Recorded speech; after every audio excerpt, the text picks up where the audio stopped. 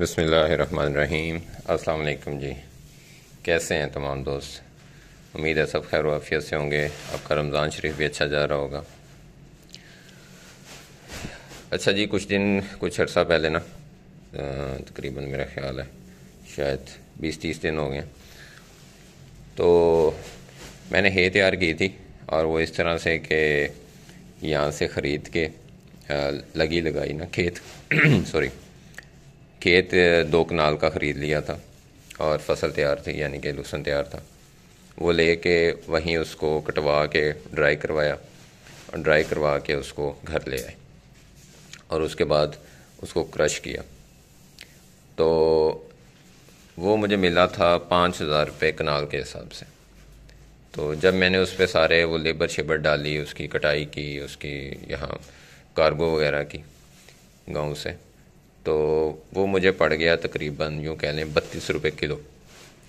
इस वक्त जो आपको क्रश किया हुआ लहसुन पड़ रहा है वो तकरीबन 50 रुपये के राउंड पर पड़ रहा है। तो ये थोड़ी सी एफर्ट करने से वो मुझे 32 रुपये 33 रुपये किलो पड़ा। अब ये ज़रूरत क्यों महसूस हुई, वो ये कि जो लास्ट टाइम मैंने लहसुन मंगवाया तो था वो खुद ही बी क्लास। उसकी वजह ये थी,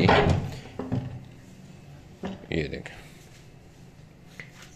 ये रह गया। तकरीबन ये 4 टन मंगवाया था, होगा 1 टन के राउंड अबाउट, तो अभी बचा हुआ है। ये भी बड़ी मौज है। ये भी मैं किस दिन इस टॉपिक पे आपको थोड़ा सा ब्रीफ करने की कोशिश करूँगा कि ये जो मेरे पास नस्ल है इसका इंटेक काफ़ी कम है, यानी इसके जो खर्चा है खाने पीने का वो काफ़ी कम है। ऐसा नहीं है कि वो अगर स्मार्ट रहती है तो बहुत ज़्यादा खाती भी उतना है, तो वो फिर चीज़ मैनेज हो जाती है बड़े अच्छे से।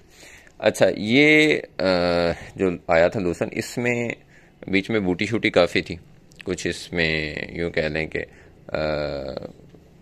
शायद कुछ गट्ठे जो हैं उन्होंने रोड ग्रास वगैरह की भी डाली हुई हैं, जैसे ये ऊपर देखें आप। तो इसको जब हम जानवर को डालते थे तो इतने खुश होकर नहीं खा रहे थे। टीएमआर के साथ तो ये चल रहा था, क्योंकि टीएमआर के साथ हमने एज अ फिलर देना है। जब से मैंने वंडा शुरू किया साथ में, तो तब से मुझे ये मसला आ रहा था कि जानवर वो उस रगबत से खाते नहीं थे। ठीक है, तो अब इसका हमने हल ये किया कि खुद लहसुन तैयार किया। अभी भी देखें, ये कुछ गांव से आता है डेली, उसमें से जो बच जाता है वो हम ऐसे, ये तो थोड़ा सा रह गया, इस तरह हम ड्राई कर लेते हैं। ये भी उठा लेंगे, ये भी क्रश कर देंगे। तो ये इसको इसमें मिक्स कर दिया, यानी जितना क्वांटिटी उस लहसुन की थी, अभी तो ये थोड़ा रह गया, इस्तेमाल हो रहा है महीने से तकरीबन। तो जितनी वो जो हमने ताज़ा तैयार किया था वो, और ये जो मैंने आपको गट्ठे वगैरह दिखाई हैं बेलन, तो इसको हमने मिक्स कर लिया यहाँ क्रश करके इस कमरे में, और इस तरह से ये पैक करके बोरे रख लेते हैं। और ये हमारे समझें कि अभी ये बोरे पैक होंगे कोई 10-15, और ये आराम से हमारा हफ्ता निकल जाएगा। तो ये तरीक़ेकार है। अगर हम इस तरह की थोड़ी एफर्ट कर लेते हैं ना, तो ये जो डेली की खिजालत है, ख़ास तौर पे जो सब्ज़ लहसुन वगैरह डालते हैं, उनको बड़ा प्रॉब्लम है कि उनको डेली जाना पड़ता है या कटवाना पड़ता है, और या फिर टाल वगैरह से अगर लेके आते हैं तो ला के उनको डेली बेसिस पे डालना पड़ता है। उससे फिर जानवरों में जो प्रॉब्लम्स आते हैं उसको फेस करना पड़ता है। तो अगर हम ये थोड़ा सा इस तरह से मैनेज कर लें इकट्ठा, बेटा नीचे से मट्टी नहीं, ऊपर ऊपर से अगर हम इकट्ठा कर लें इस तरह से, तो ये हमें बहुत फ़ायदेमंद हो जाता है। एक तो हमारी यूँ कह लें कि रेडीमेड चीज़ तैयार होती है। ऐसा नहीं है कि आपको डेली चूल्हा पकाना है, फिर उसके ऊपर बर्तन रखना है, फिर हड्डी पकानी है और फिर खानी है। ये मनोसलवा तैयार है, ये आपने उठाना है और ये आपने बकरियों के आगे डाल देना है। तो ये मैं अगर जब से इस रूटीन पे आया हूँ खुश्क लहसुन पे, तो यूँ कह लें कि मैं 70% रिलैक्स हो गया हूँ।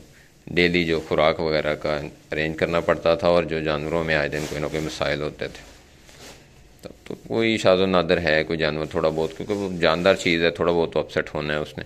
लेकिन जो बहुत ज़्यादा मसाइल आते हैं, जैसे कि ख़ास तौर पे ये वायरल डिजीज़ आती हैं, तो ऐसा अल्हम्दुलिल्लाह अभी तक मुझे कोई मसला नहीं आया है। आपकी दुआ से इंशाल्लाह आइंदा भी ना आए। तो उसकी वजह मुझे यही समझ आती है कि एक जैसी खुराक हमारे पास खुश्क हुई पड़ी है, अगर इसका प्रोटीन कम भी होगा, क्योंकि बकरी को वैसे हमें ना 16-17% प्रोटीन चाहिए मैक्सिमम, इससे ऊपर हम उसको एक्स्ट्रा ही दे रहे होते हैं। तो प्रोटीन एक ऐसी चीज़ है, क्योंकि मैं थोड़ा सा ज़रा जिम शिम का शौक़ था, गेम करते थे, तो उसमें बाकायदा वो जो हमारे सीनियर्स से बताते थे कि यार आप ओवर प्रोटीन, कुछ लड़के होते हैं ना उनको होता है कि दिनों में बन जाए, तो वो ओवर प्रोटीन लेने लगे। कहते ओवर प्रोटीन लेने का फ़ायदा नहीं, उल्टा नुकसान होगा आपको, क्योंकि बाकी तो आपकी जो है ना वो ज़ाया ही होनी है। तो अगर हम ये वनडे भी कई साथी बनाते हैं, वो कहते हैं 30% प्रोटीन वाला वनडा बना लिया, वो नुकसानदेह होता है, बिलाखिर एट द एंड वो जानवर को नुकसान देता है। तो 20% तक अगर प्रोटीन है तो वो बकरी के लिए मोर देन इनफ है। तो ये जी जानवरों को खुराक दी जा रही है, साथ में वंडा दे देते हैं, और वो भी मैं बहुत ज़्यादा मिकदार में नहीं देता, किलों के हिसाब से ग्राम्स में दिया जाता है।